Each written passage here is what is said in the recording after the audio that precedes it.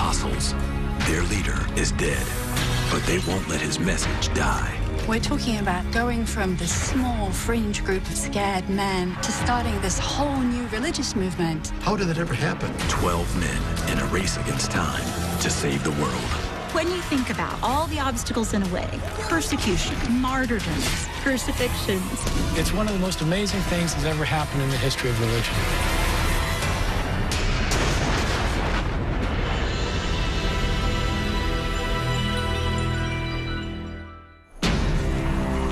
The road to Jerusalem, 30 AD.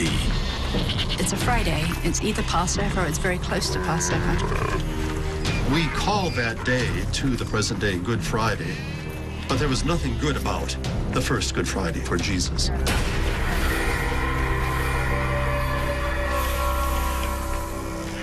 The Romans did like to think of some of the gorier ways to kill people, but crucifixion is one of the worst.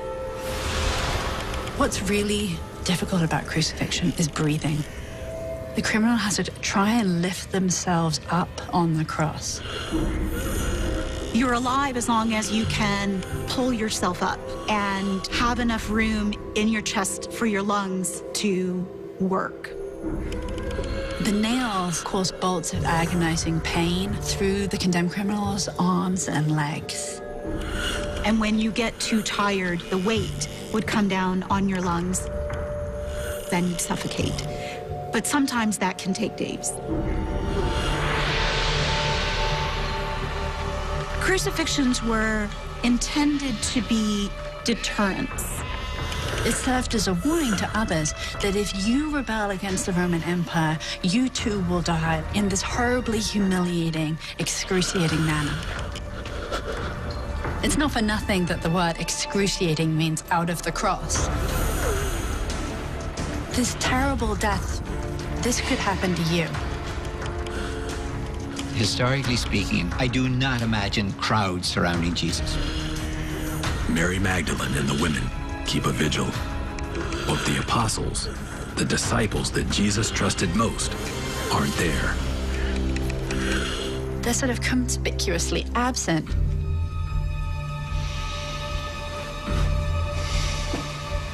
The apostles are locked up in a room, and they're in there out of fear. They had absolutely no idea what kind of fate was going to befall them. It looks as if they probably went into hiding, which would make sense. If Jesus was arrested on political charges of calling himself the king, and they were following him, they too would be guilty of insurgency. For all they knew, the next moment would bring a knock at the door and Roman guards would be there to arrest and execute them too.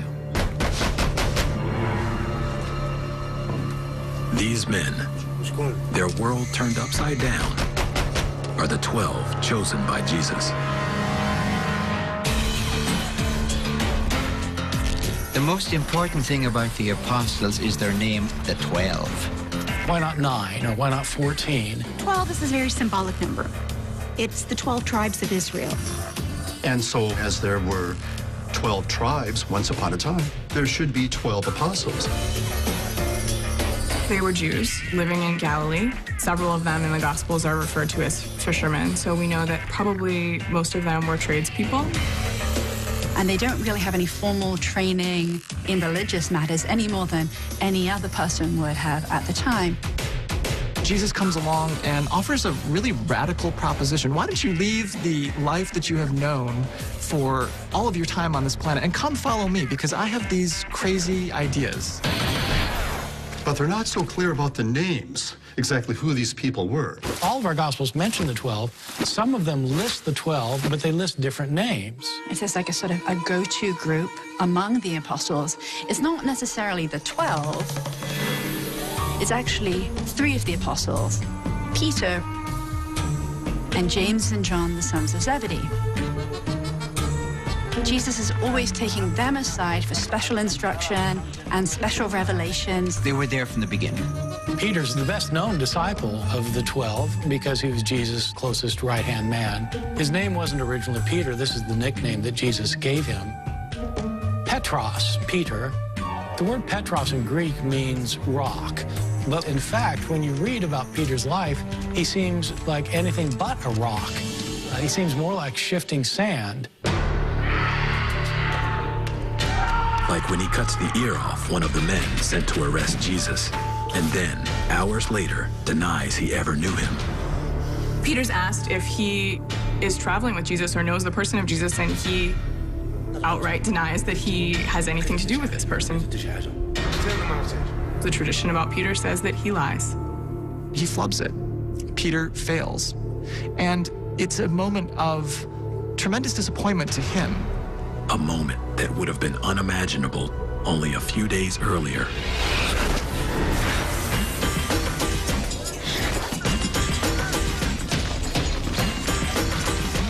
The apostles had traveled with Jesus and his small band of followers to Jerusalem to celebrate Passover. Passover is the celebration of the liberation of the Israelites from Egyptian slavery. But they're also sort of anticipating the future when they hope God will liberate them from their current oppressors, who are the Romans. The current Roman governor was Pontius Pilate, and he's particularly aware of how things could go wrong very quickly. To the Romans, Jesus was a nobody, but they couldn't afford to let him become a somebody. And for Pilate, the way Jesus and the apostles entered Jerusalem is a provocation to the authority of the empire. I would consider it an historical fact that he rode into Jerusalem on a donkey. Pilate, without a doubt, on a horse. But it's a dangerous lampoon of Pilate. The fact of the matter is, Jesus was a subversive.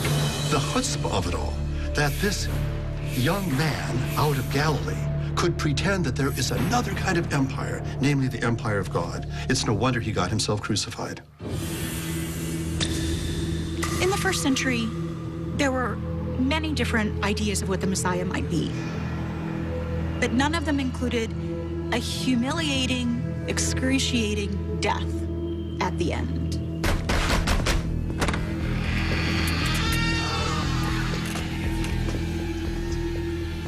At this point, when they're in the upper room, they're terrified and they're confused and distraught.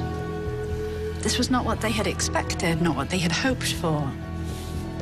Were they wrong to follow this guy? Was he claiming to be something that he wasn't? These are people who've left their families, who literally walked away from their lives to follow this guy. You can't just go back and say, oops, I was wrong. So they've got to figure out what to do. Only hours after being nailed to the cross, Jesus of Nazareth is dead. His death would draw the apostles into some of the most mysterious events of early Christianity. 2 days later, on a Sunday morning, It's the first day of the week, and a number of the female followers of Jesus, including Mary Magdalene, arrive at the tomb with some spices. And much to their surprise, they enter the tomb, and it's empty. the body of Jesus is gone. The women are the first to enter the tomb since it had been sealed 2 days earlier. And then, a secret clue is revealed. Two dazzling figures appear to them, and one of the figures says to them, "Why do you look for the living among the dead?" The women flee. Mary runs back to report the strange visions and the missing body to the apostles. But they don't believe it. For obvious reasons, because it seems incredible that somebody would be raised from the dead. Peter, lo and behold, goes back and finds out that the women were accurate. The tomb is empty and Jesus is nowhere to be found. I think the reality is that historians don't know what happened about the empty tomb.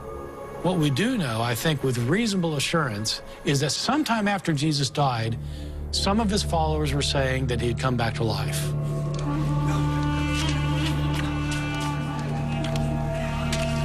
They start to see Jesus. Jesus appears to them.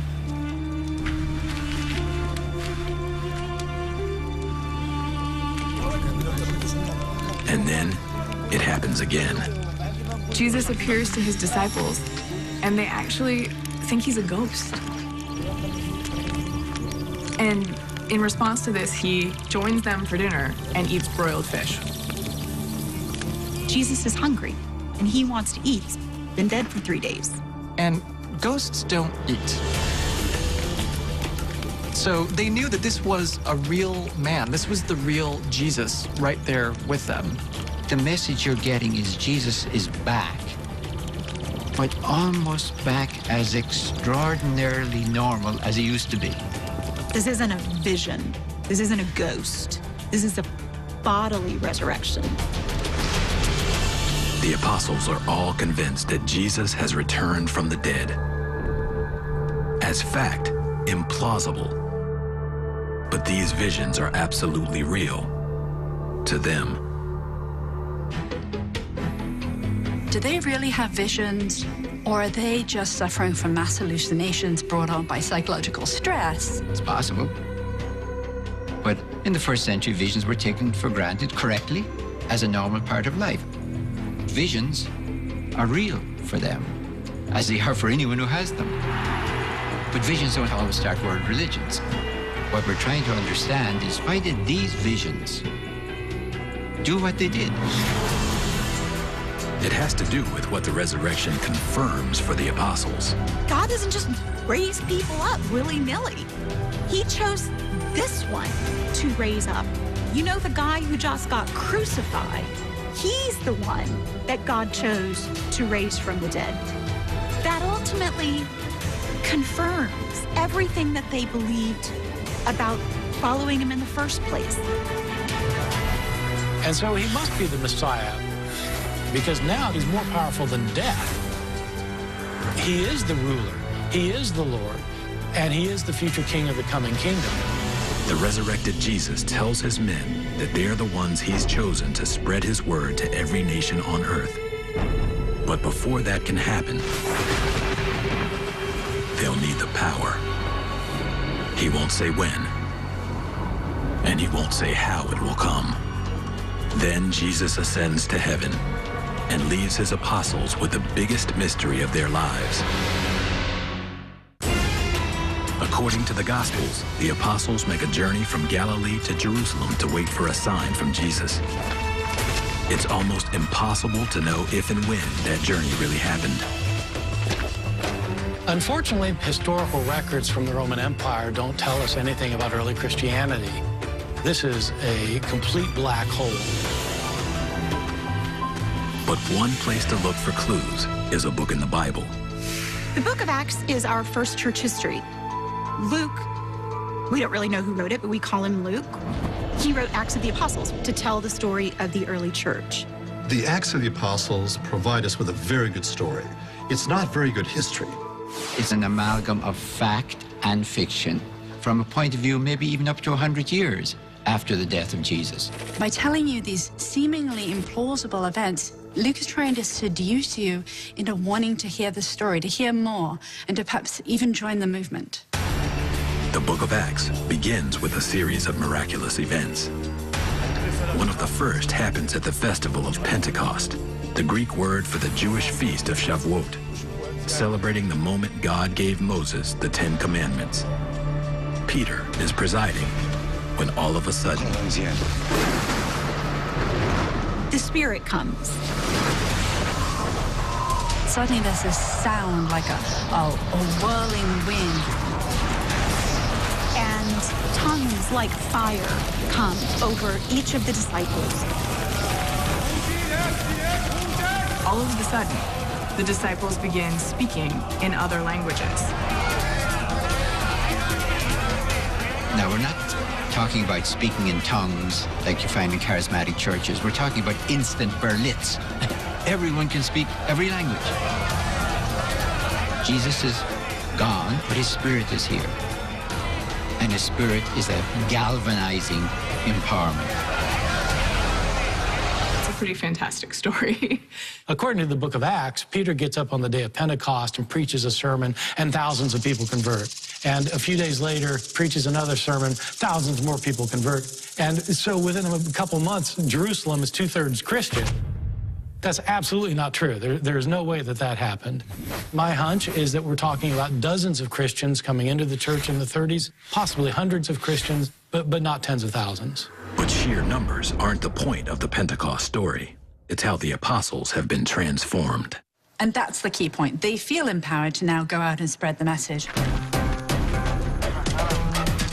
This is the point at which they sort of graduate from being disciples into apostles, messengers of God. The term apostolos in Greek comes from the Greek word apostellein, which means to send forth, to send out on a mission. They're in charge of spreading the message from Jerusalem to the ends of the earth. But before they can conquer the world, they'll have to take on Palestine one step at a time. This was a small kind of movement at the beginning. There were no churches. There were no cathedrals. Nothing was being built. My guess is that Jesus would be surprised, if not appalled, by what he would see with the established church at the present day. Jesus founded nothing. He was a Jewish person with a Jewish message about God and God's empire. And certainly Jesus did not imagine anything that would involve building edifices and having large budgets and being politically involved with the status quo. Jesus really was against all of that and had a different kind of vision. They weren't really interested in building churches or any kind of structure because the end of the world is coming. Jesus' message appears to have been that the kingdom of God was coming imminently. The fact that Jesus is resurrected from the dead, that's a signal that the end of time is beginning. And those who follow him, those who believe in God, are going to be saved. You know, there was no point building buildings if they're all going to be destroyed in 2-3 years. So their model was to go somewhere, to evangelize, and then to press on to somewhere else.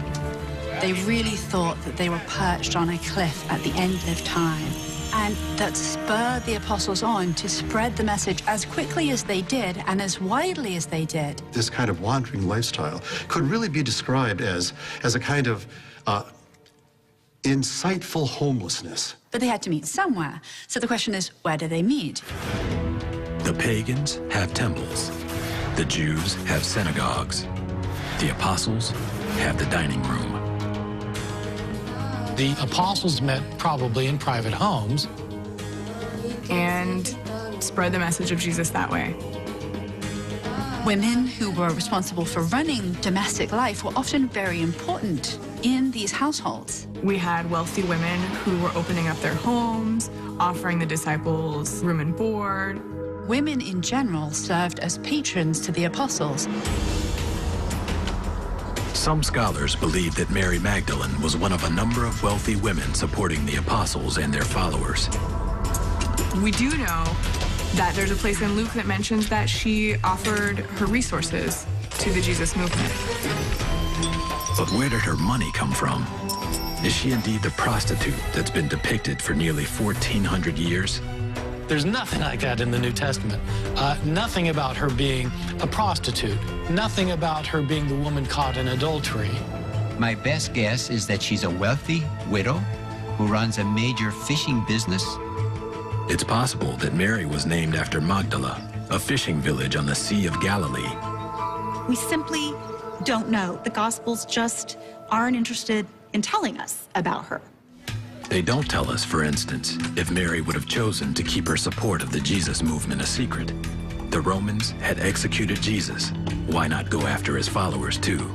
It's commonly thought that once Christianity started, it was immediately declared an illegal religion and that the Christians had to go in hiding in the catacombs. This point of view comes mainly from watching too many late-night movies. The Jesus followers are absolutely not being hunted down by the Romans in 34, 35. The Romans in these early years don't distinguish what we call Christians from Jews. And you can understand why. They're worshiping the same God, they're reading the same texts, they're using the same language. They're Jews. And Romans have a history of leaving the Jews to deal with themselves. Ironically, the network of Roman roads, built to move their armies, may be one of the reasons the apostles are able to spread the Christian movement so rapidly.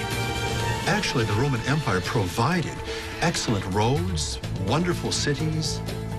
That all helped in the spreading of Christianity, so that the growth of Christianity owes a great deal to the Roman world and the Roman infrastructure. If you were to ask a Roman soldier if he had heard of Jesus, even a couple of months after Jesus' execution, he probably hadn't. But for the Jewish establishment, he isn't so easy to forget. That Jesus was the Messiah. When you talk about what the Messiah will be in first century Judaism, it's running out the Romans. It's the new Moses or the new David. Nobody expected the Messiah to be crucified. And that is a really hard thing to convince Jews of. Especially a Jew like Paul of Tarsus. No one knows it at the time, but this man will have as big an impact on the birth of Christianity as Jesus himself. We know quite a bit about Paul because he tells us about himself in his letters. He was raised as a very zealous Jew who heard about the Christians and began to persecute them. At this point in his life, Paul deeply opposed the Jewish Christians. One of them is a young man named Stephen. Stephen is a Christian leader in Jerusalem who delivers a sermon that attacks the Jewish temple. The way that Acts tells it, he basically condemns the Jews for having always rejected and killed the prophets. And now, look, they rejected and killed Jesus.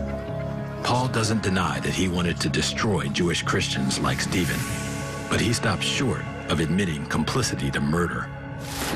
That part of the story gets left to Acts of the Apostles. Acts puts Paul at the stoning of Stephen.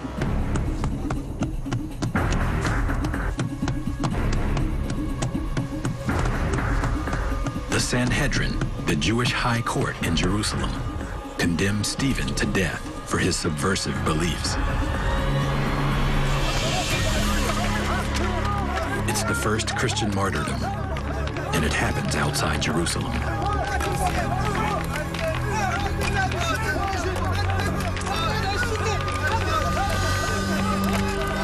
Now, what Acts wants us to think is that Paul is somehow truly involved in this. Now, we don't know to what extent the story is true. If we're trying to look at realistic narrative, this isn't realistic narrative. For one thing, it locates Paul in Jerusalem. Paul himself never says that he spent time in Jerusalem. Luke presents the death of Stephen as a kind of mob action, and everybody just has a fit of rage and rushes out to stone him. Romans didn't let Jews execute each other for having differences of religious opinions. It would have been too much of a mess.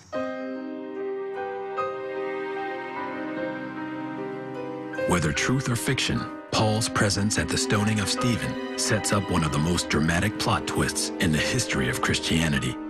Something happened to him, something that's called the Damascus Road incident, that changed his whole life.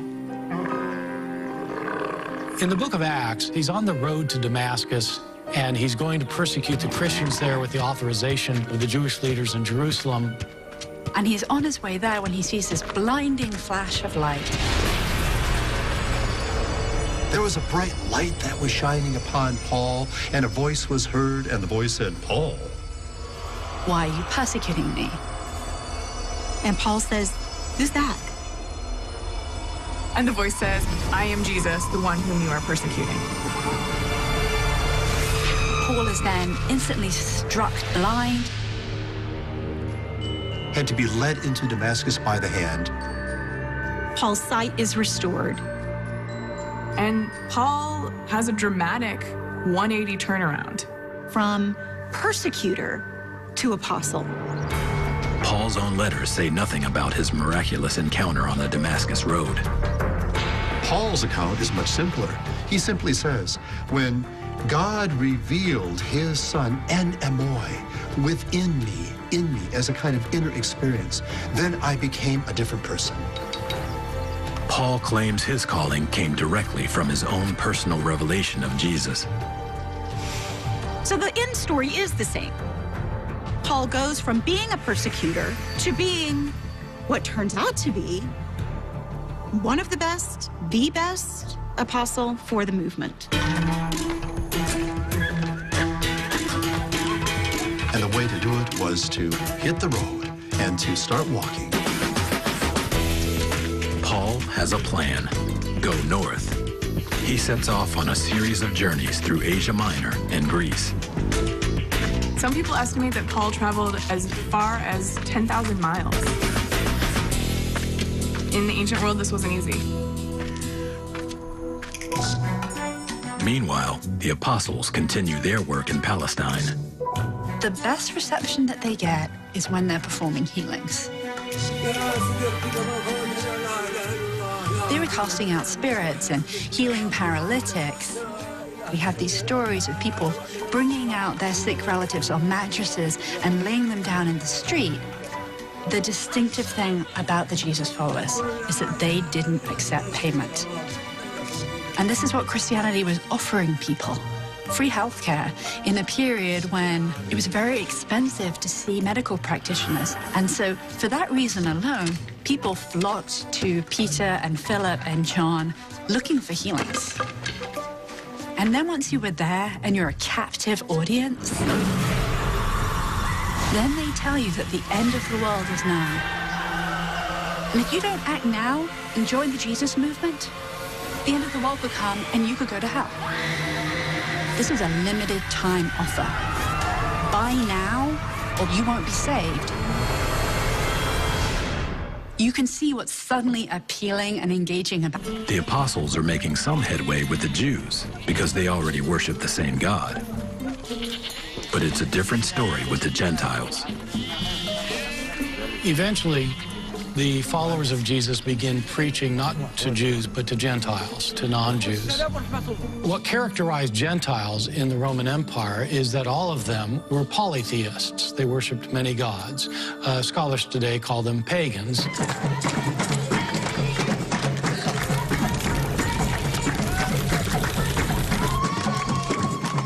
The ancient religious climate was very diverse. Pagans could worship any gods they wanted to.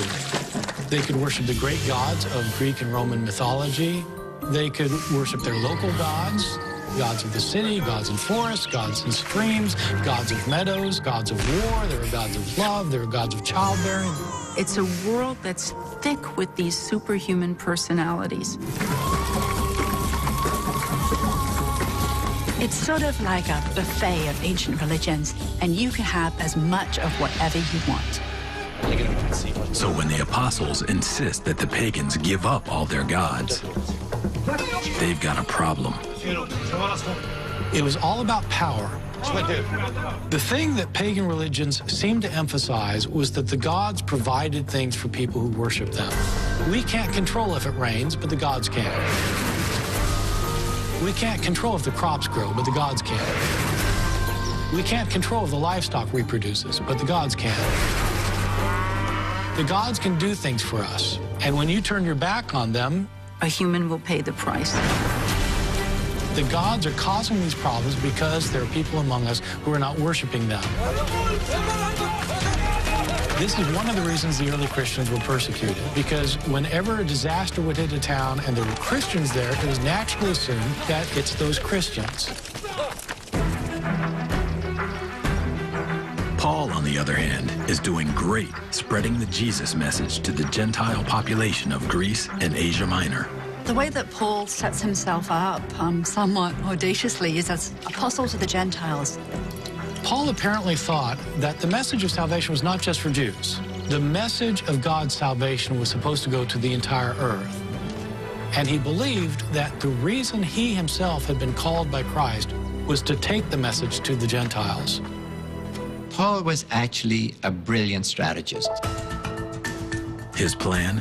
Skip the backwater towns and target the capitals. Everyone comes in from the other cities to the capital regularly on business and all sorts of trade. And so if you get it to the capital, that'll get it out. Paul had a pretty good setup. He had a leather business. And when people come in to buy what he's selling, he starts talking to them. First, he can speak their language. Paul spoke Greek. And because Paul could communicate, there was no limit on where his message could go. Then he slips in a little religion. You're at risk of being thrown into hell, where you're going to burn and have sulfur dripped on your body. You'll be lost forever. Do you want to be on the side of Jesus, or do you want to be left behind? That was the compelling message of Paul. But he's really good at closing the deal by convincing pagans that the Jewish God is more powerful. More powerful than all the other pagan gods. As seen, for example, in the resurrection of Jesus, but also as seen in the miracles that his followers did. One God, powerful enough to protect them from the wrath of all the others. The universal deity of the whole world, who is responsible for its creation, for everyone in it, and for what will be its imminent destruction. It works. The Jesus movement is growing. And Peter and Paul, its two pillars, are completely in sync. Acts wants to kind of portray that Peter and Paul were almost sort of, two peas in a pod, you might say. But in actual fact, it seems that there really was some tension between Peter and Paul. Paul is extremely different from these guys. They're not literate. They're not well-educated. They're not from a high social background. We're talking about fishermen here. While Paul is this guy who comes out of nowhere. He's a foreigner, he probably has an accent, and merely by being able to write, that marks Paul as clearly wealthy and privileged. And the fact is, he seems to have known almost nothing about Jesus. Paul never saw him. Paul wasn't there in Galilee. He hasn't traveled with the living Jesus. He hasn't been at his crucifixion. And he shows up one day and he says, I had a vision of Christ, and now I'm going to be an apostle too. I mean, can you imagine how frustrating that is if you're one of the original followers of Jesus? But he wanted to be taken seriously. He wanted to be an apostle. But Paul had all of these skeletons in his closet because people remembered, you were a bad dude once upon a time. And you were opposing us, and now you say you're one of our people, you're a Jesus person? Come on, Paul. There are attempts to build some common ground, like when Paul invites Peter to a meal with his Gentile converts in the city of Antioch. Paul wants his new brothers to feel at home, and that means eating their way. Definitely not kosher. Paul explains it this way. We all sat down together, one body, one group of believers, sharing together. And then Peter's caught by his brothers from Jerusalem. The crime? Eating non-kosher with non-Jews. Paul thinks that if we're going to have a movement that includes Gentile converts, we have to be able to all dine together. The Jerusalem folks do not agree, and Peter caves. And Paul says, I stood up to his face and opposed him, saying, now you think you have to be kosher, and you think that we're second-class believers? Paul thinks that's hypocritical. According to Paul, he and Peter never reconcile. And Paul never doubts for a moment that he's the one who knows what's best for the movement. Paul insists he got his gospel from nobody but from Jesus Christ himself. That he did not learn anything about what he's doing from any human being. He got it all straight from Jesus. Like deciding whether or not Gentiles who accept Jesus should be subject to ancient Jewish customs, like circumcision. At this point, early Christianity is still a Jewish movement, and circumcision is an immutable law all Jews must follow. But Paul is adamant that Gentiles be exempt. Paul himself did not feel that circumcision was necessary to be a follower of Jesus. He was quite forthright that anybody who's a Gentile who comes to believe in Jesus must not be circumcised. That Jesus died for their salvation, and that's what they need to believe in. If the law could save you, you wouldn't need Jesus. And I think Paul ultimately is very practical. If you're trying to spread this religion and you put this in front, this is the requirement. You're going to do what? To my what? You're not going to win a whole bunch of grown male converts. It's just not going to happen. And when a rival faction in Galatia defies him, he doesn't mince words. He basically starts his letter, you stupid Galatians, and it goes downhill from there.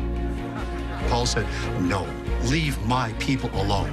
They are good followers of Jesus without circumcision. You know, I wish those of you who are so happy with your knives and are so eager to circumcise would basically cut off your own stuff instead. Since circumcision is off the table for Gentiles, Paul needs to offer them another initiation ritual. Baptism was sort of an integral and very common part of ancient Judaism. And Paul adapts the ritual as a way for Gentiles to be reborn as followers of Jesus. It's a fresh start. You get to start all over in this Jesus movement. Impressive for a guy who never even met Jesus. But in spite of Paul's success, there will be plenty of bumps ahead for the fledgling Jesus movement. The problems begin in 41 AD. Rome installs a new king in Judea, Herod Agrippa, a Jew himself. Good news for the Jews. Not so good for the Jesus followers. Really bad for James. The way the Acts tells it, Herod Agrippa comes to power, and in order to curry favor with the Jews, he executes the Apostle James by beheading. Immediately after killing James, Herod Agrippa realizes what a resounding success this was and arrests Peter, presumably with the same intent of executing Peter. So he's in jail, and all of a sudden, an angel appears to him. Now, Peter thinks it's a dream, and the angel tells him to get up quickly, and the chains simply break free from his hands.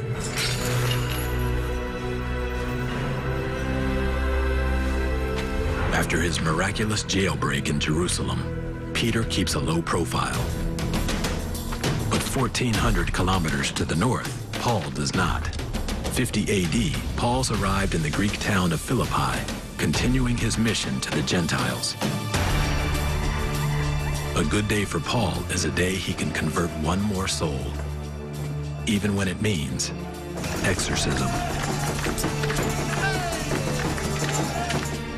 He sets his sights on a slave girl, a fortune teller whose trances are a lucrative source of income for her handlers. Paul can't bear to see this girl possessed by a demon.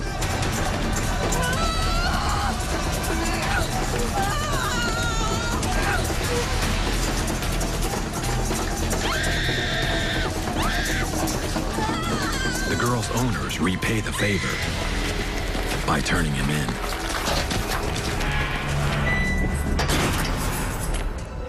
Over the course of the next decade, Paul becomes very familiar with Roman dungeons.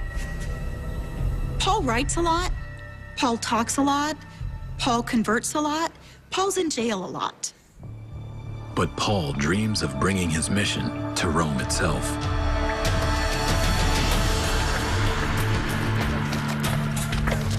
One account that never makes it into the Bible has Paul arriving in Rome a free man.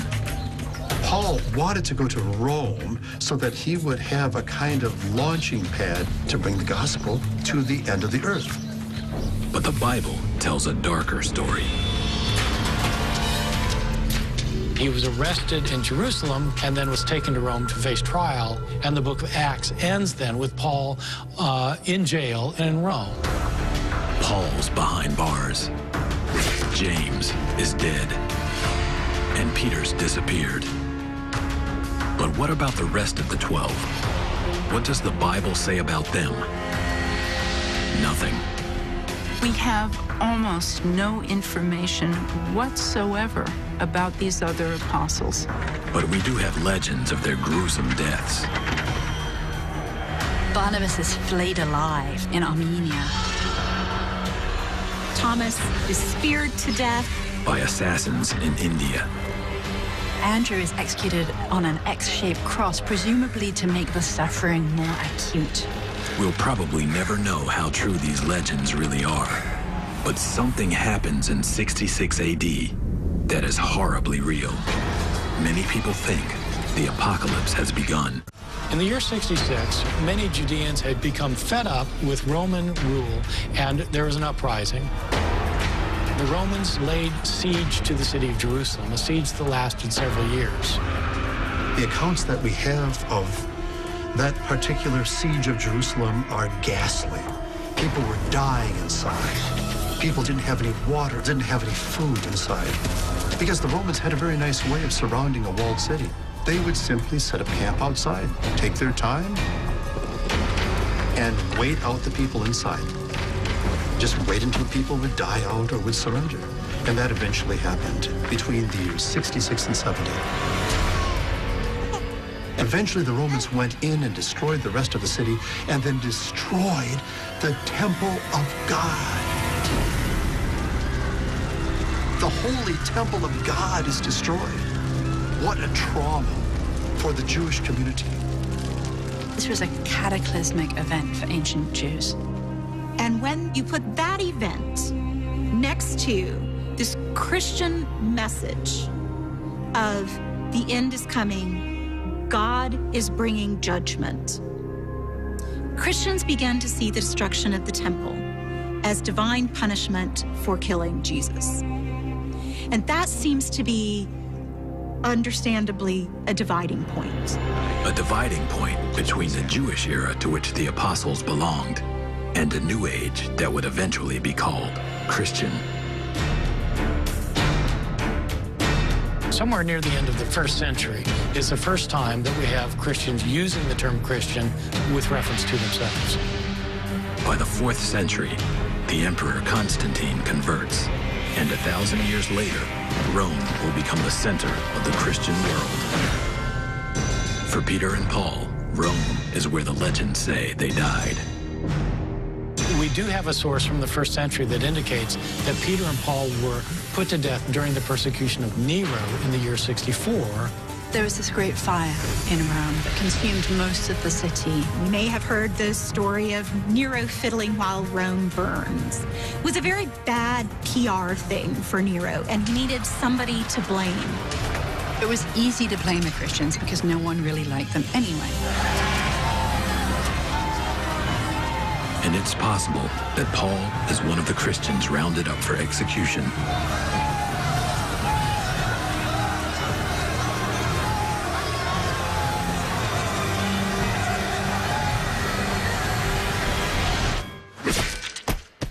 Paul is beheaded.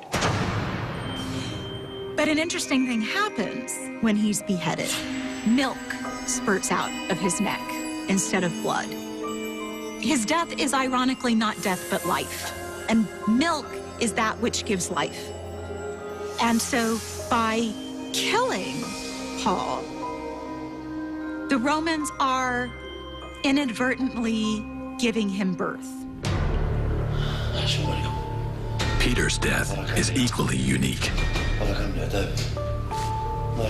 Peter's crucified, but upside down. People think Peter's crucified upside down because he says he's not worthy of dying in the same manner as Jesus. But that's not what Peter says in the Acts of Peter. He's illustrating the upside downness of the world, that the world that we live in is sinful, and the cross is what will right it. By the 70s, most of the apostles are probably dead. And the movement is now in other hands.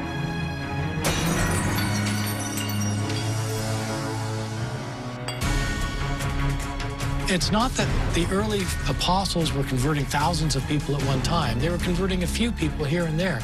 But these few people converted other people who converted other people, and it started growing. It's one of the most amazing things that's ever happened in the history of religion. When you think about everything that these believers had to overcome, persecutions, martyrdoms, imprisonments, crucifixions, and yet they set into motion a major world religion. It's astounding.